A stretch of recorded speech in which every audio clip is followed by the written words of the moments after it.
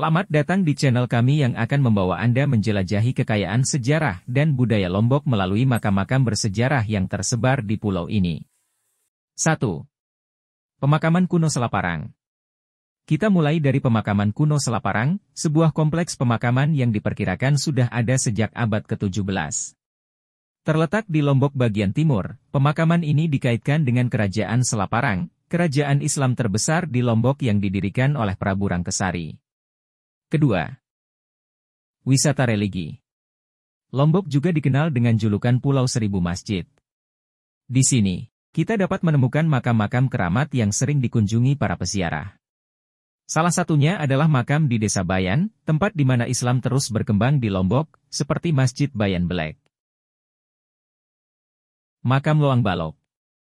Selanjutnya, kita akan mengunjungi makam Loang Balok di Ampenan.